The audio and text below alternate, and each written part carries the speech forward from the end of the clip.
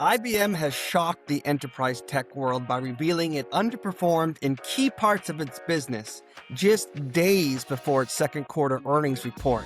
Here to break down the takeaways for the channel is CRN Senior Associate Editor Wade Millward. Wade, thanks for joining me here on CRN In Depth.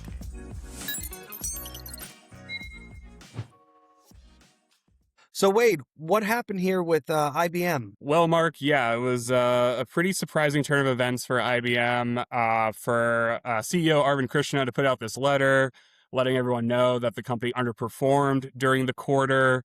I think we were expecting double-digit growth in software. That's coming in at 5%. We already knew that their infrastructure business was going to fall. I think lower single digits was what we were looking for, but now IBM clarified it's actually falling 7% year over year.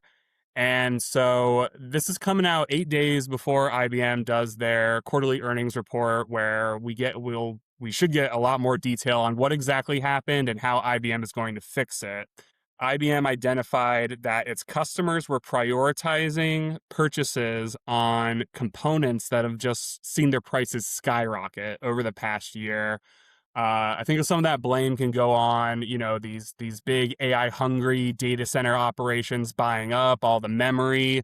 So those prices have really soared. So IBM identified customers as investing in memory, in servers, in storage to get ahead of these price increases that, as CRN has been reporting, this is going to last until 2030.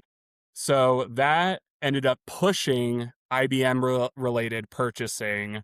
IBM's in the middle of a big mainframe refresh cycle, their Z series.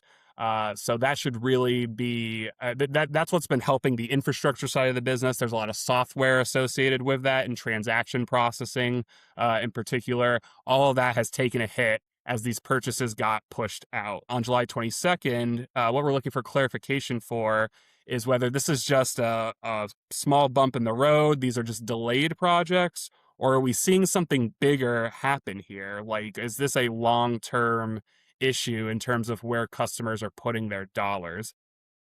Well, Wade, speaking of the long run and predicting what's coming next, is what IBM experienced here any part of a larger trend you're seeing in the tech world today? Plenty of channel partners have talked about this memory crisis that's going on. We've seen elevated prices in different components for data centers, memory, storage, servers. And so there has been this question out there of whether customers of solution providers, customers of the vendors, have they been making purchases that get ahead of these price increases in lieu of other projects like upgrades to their software, upgrades to other parts of the business? And for IBM, we'll be waiting for July 22nd for some more details on this.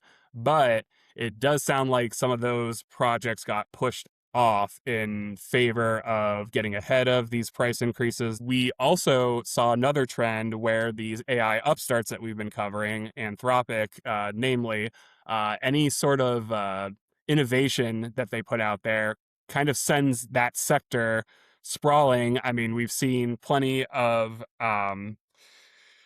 disruption in the software as a service space, and we saw Anthropic really cause chaos in the cybersecurity space with their Mythos AI model. So IBM did identify a lot of cybersecurity spending in the quarter that pushed out some of the IBM-related projects. Definitely interesting to see people point at new AI products as a reason that customer spending is going away from their stuff. Wade, any silver linings here that you have for solution providers?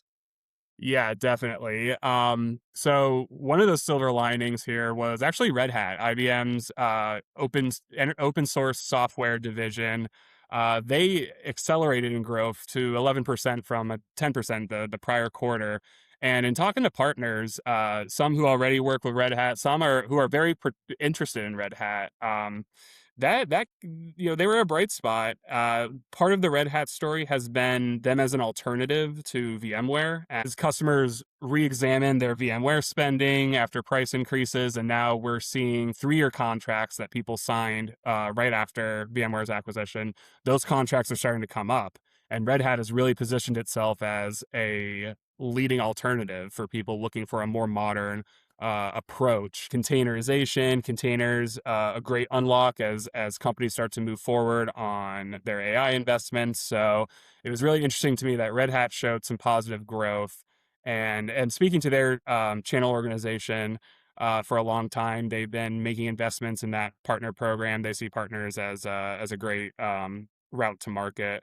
So I would say that's something for IBM partners and for just anyone in the channel to take note of, that big VMware opportunity that's still presenting itself. Definitely. Well, that will do it for this episode of In Depth. Wade, thanks for joining me. And for more coverage on IBM, you need to visit crn.com.